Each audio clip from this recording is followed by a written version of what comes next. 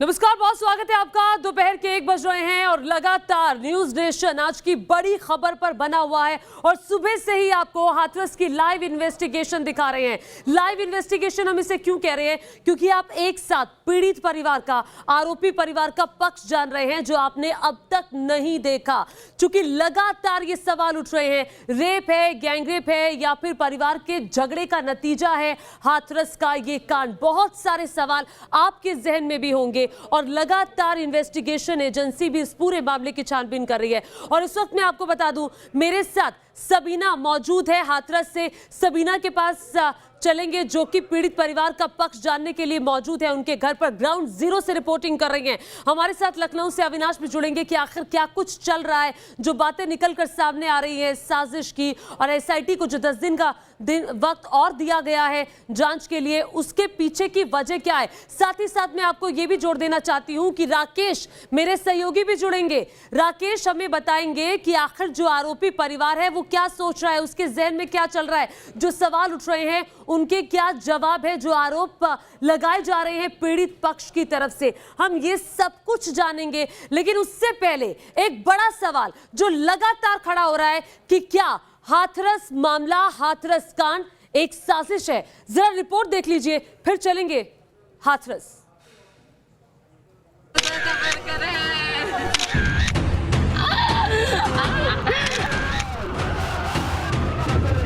दंगा कराएंगे तभी तो योगी को हराएंगे।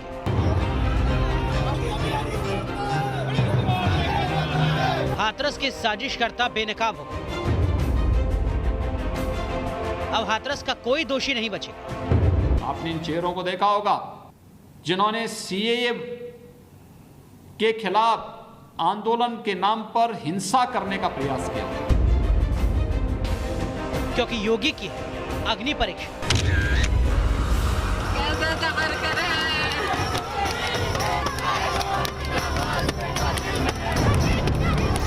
उत्तर प्रदेश की हाथरस की बेटी को इंसाफ दिलाने के नाम पर एक इंटरनेशनल साजिश रची गई थी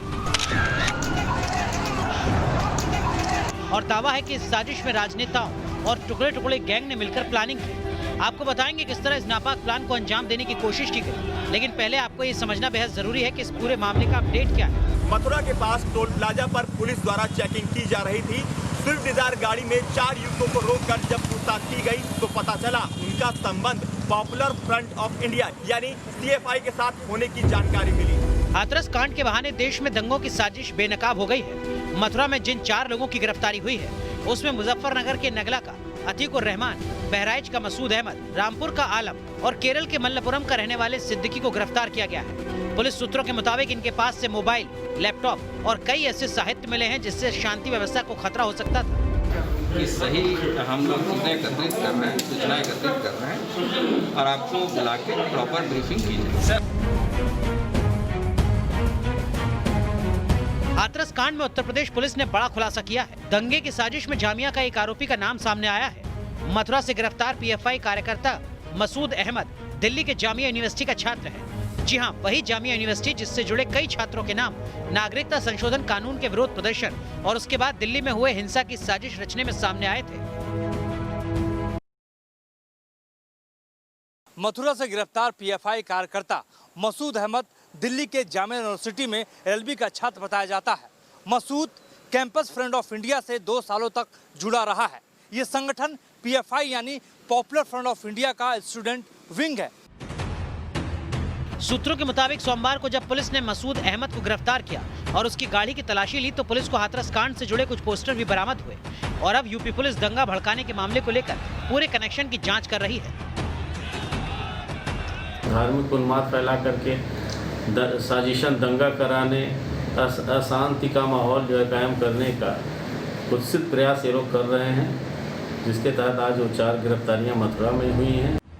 यानी जो लोग नागरिकता संशोधन कानून के खिलाफ हिंसा में शामिल थे वही हाथरस केस की आड़ में अराजकता फैलाने की साजिश कर रहे थे और यही बात मुख्यमंत्री योगी आदित्यनाथ ने भी दोहराई है। जिन्होंने सीएए के खिलाफ आंदोलन के नाम पर हिंसा करने का प्रयास किया था, जिन्होंने प्रदेश के अंदर विभिन्न स्तर पर अराजकता पैदा करने का प्रयास किया। जाहिर है हाथरस कांड की आड़ में कुछ संगठनों ने यूपी को जातीय दंगों की आग में झोंकने की कोशिश की, लेकिन इसकी पूरी प्लानिंग कैसे हुई ये अब आप समझिए। यूपी में जातीय दंगों के लिए बाकायदा विदेश से फंडिंग हुई। एमनेस्टी इंटरनेशनल जैसे अंतर्राष्ट्रीय मानवाधिकार संगठन के साथ ही पीएफआई और एसडीपीआई जैसे संगठनों ने मिलकर यूपी में समाज को बांटने और सूबे की छवि खराब करने की कोशिश की।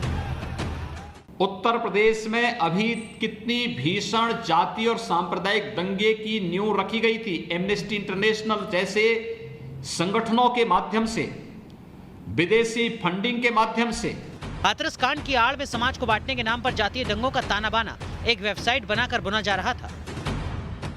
हाथरस पीड़िता की मौत वाली रात ही इस वेबसाइट को साजिश की नीयत से बनाया गया था। मुस्लिम देशों और इस्लामिक कट्टरपंथी संगठनों से वेबसाइट के लिए पैसा भी आया था। यही नहीं, इसकी साजिश पिछले एक हफ्ते से रची जा रही थी। कैसे कैसे लोग, राजनीतिक दलों के लोग, विभिन्न संगठनों के लोग किस तरीके से दंगा कराने पे उतारू थे, यह दृश्य आपने देखा होगा। पिछले एक सप्ताह से आप देख रहे होंगे कैसे माहौल को खराब करने का प्रयास हो रहा है।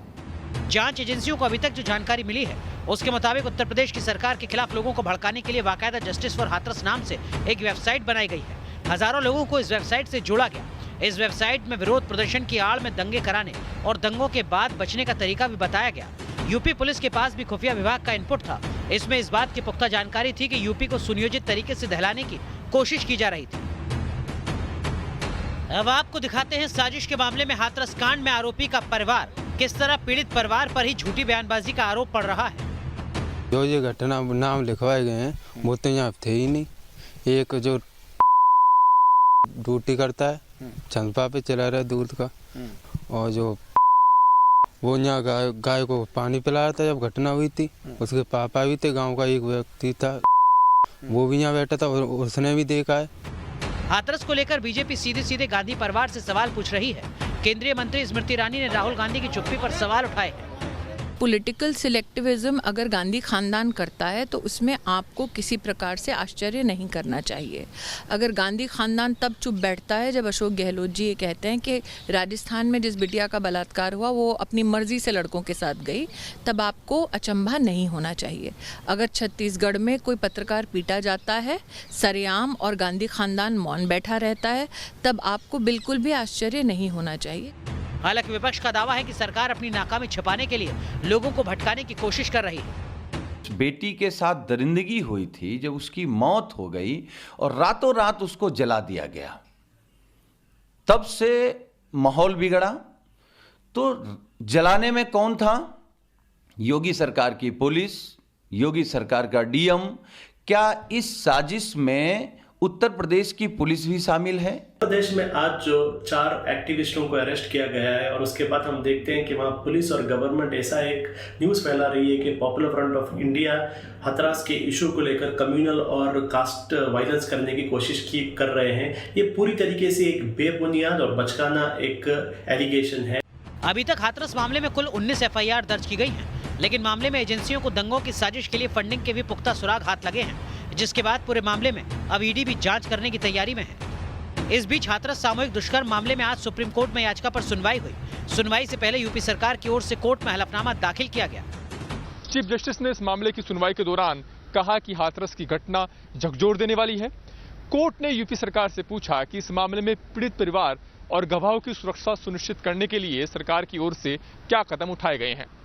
सुनवाई के दौरान याचिकाकर्ता की तरफ से पेश वकील ने कोर्ट की निगरानी में इस मामले की जांच के लिए एसआईटी गठित करने की मांग की।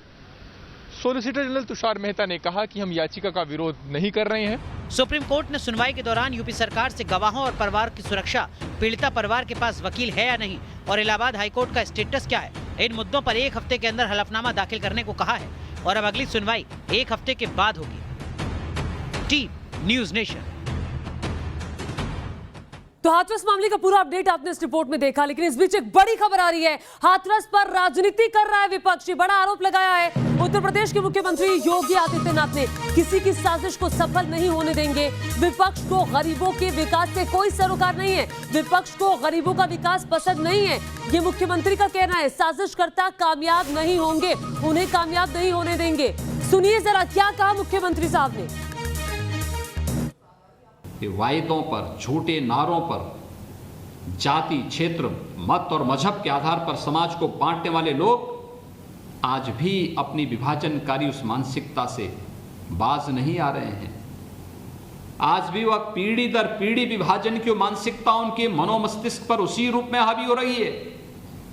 इसलिए वे विकास उनको अच्छा नहीं लग रहा है, ये डेवलपमेंट उनको अच्छा नहीं लग रहा है, ये लोक कल्याण उनको अच्छा नहीं लग रहा है, गरीब के पास पहुंचने वाली शासन की योजनाएं उन्हें अच्छी नहीं लग रही हैं। और यही कारण है कि वे षड्यंत्र पे षड्यंत्र रचते जा रहे हैं, रोज नए षड्यंत्र को जन्म देना। आप सुन रहे होंगे इन सभी नमूनों के एक एक वक्तव्य, एक एक कृत्य जनता के सामने साफ गोई के साथ सामने आते हुए दिखाई दे रहे हैं।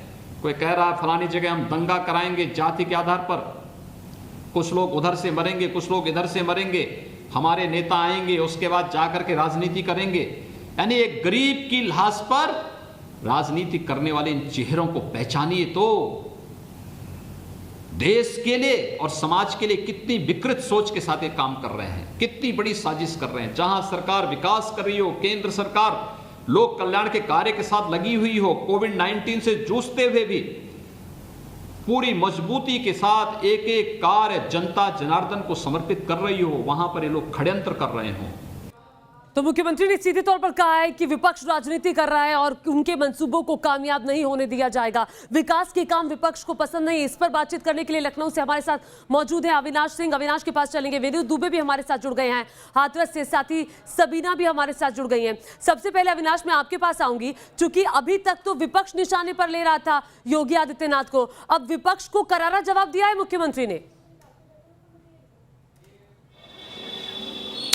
बिल्कुल, देखिए कहीं ना कहीं इसके पीछे एक बड़ी साजिश की बू आ रही है और जिस तरीके से जो परत दर परत नए नए खुलासे हो रहे हैं उससे कहीं ना कहीं साफ हो जा रहा है कि इस पूरे कांड में बहुत बड़ा पेच है। हालांकि अब चूंकि एसआईटी की जांच धीरे धीरे आगे बढ़ रही है, हालांकि एसआईटी की जांच को अपनी वो पूरी रिपोर्ट सौंपनी थी, लेकिन 10 दिन तक और समय दिया गया है, चूंकि जल्द ही सीबीआई की जांच शुरू होगी। और इसमें सबसे बड़ा खुलासा जो कॉल डिटेल सामने आया है उससे बहुत कुछ कहीं ना कहीं साफ हो गया है, क्योंकि जो पीड़िता है और जो पीड़िता का भाई है और जो आरोपी है, इन दोनों के बीच में तकरीबन 100 से ज्यादा बार बातचीत हुई है। जो कॉल डिटेल आई है उसमें अगर हम बात करें अक्टूबर 2019 से लेकर मार्च 2020 के बीच के का पूरा ये कॉल डिटेल है, जिसमें कि कई घंटों की बातचीत है। तो ये अपने आप में एक बड़ा सवाल खड़ा करता है कि आखिर ये बातचीत किन लोगों के बीच में हुई है। इस कॉल डिटेल के सामने आने के बाद जिस तरीके से आरोपी पक्ष जो है वो पीड़िता पक्ष के ऊपर आरोप लगा रहा है, उसके बाद चूंकि जो एसआईटी को जो समय मिला है, अब इस एंगल से भी जांच आगे बढ़ेगी, क्योंकि देखिए अभी तक जो एसआईटी की जांच चल रही थी वो उस जांच में जो एंगल था वो ये था, रेप था, गैंग रेप था, मर्डर था। लेकिन चूंकि जो एसआईटी को समय दिया गया है उसके पीछे शायद यही वजह है कि जो नए खुलासे हुए हैं, इन खुलासों के आधार पर जो नए एंगल सामने आए हैं उसको लेकर अब जांच होगी कि आखिर जो आरोपी पक्ष का बयान है, क्योंकि उसमें ये बात भी सामने आ रही है कि पारिवारिक झगड़े का जिक्र भी लगातार हो रहा है। अविनाश बने रहिए हमारे साथ, अविनाश बने रहिए हमारे साथ। हम लगातार न्यूज नेशन पर लाइव इन्वेस्टिगेशन कर रहे हैं हाथरस मामले की। हम देखिए लाइव इन्वेस्टिगेशन क्यों कह रहे हैं, एक बार फिर से मैं आपको बता दूं, क्योंकि आरोपी पक्ष का जो सोच है वो आपको सुनाएंगे और उसके साथ साथ पीड़ित परिवार का पक्ष भी आपके सामने होगा। आपके सामने दोनों पक्ष होंगे जो आज तक अभी तक आपको किसी चैनल पर देखने को नहीं मिले। एक छोटे से ब्रेक के लिए रुक रहे हैं, तुरंत हाजिर होंगे।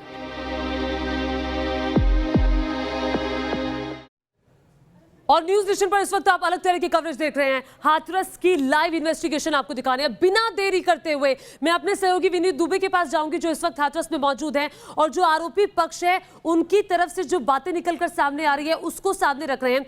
विनीत, जरा ये बताइए कि अभी तक की जितनी भी बातचीत हुई है, पहले ये मामला गैंग रेप से होते हुए फिर ये कहा गया कि पारिवारिक रंजिश का नतीजा भी हो सकता है। अब मैं ये जानना चाहती हूँ और ये देश भी जानना चाहता है, चूंकि अभी तक सबने एक पक्ष को सुना, अब मैं चाहती हूँ कि आप दूसरे पक्ष की बातें भी सामने रखें, उनके मन को टटोलिए कि चल क्या रहा है, आखिर उनको क्या लगता है कि हुआ क्या है 14 सितंबर को।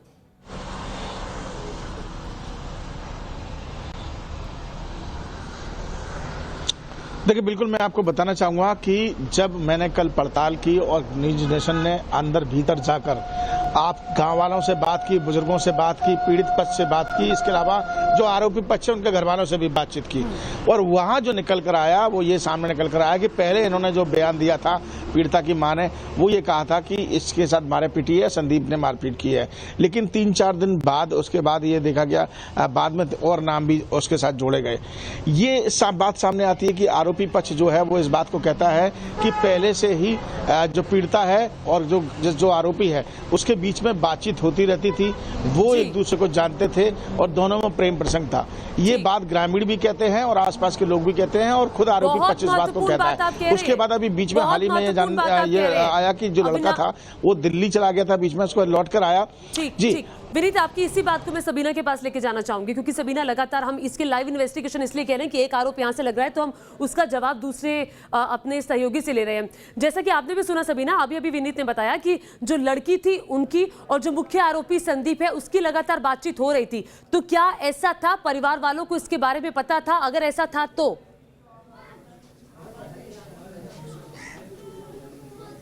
जो देखिए साफ इनकार है परिवार का। हमने उन तमाम आरोपों का सवाल उनसे लगातार जानने की कोशिश की है। पिछले जितनी भी देर से हम यहाँ पर मौजूद है, सुबह से हमारी पूरी टीम यहाँ पर मौजूद है।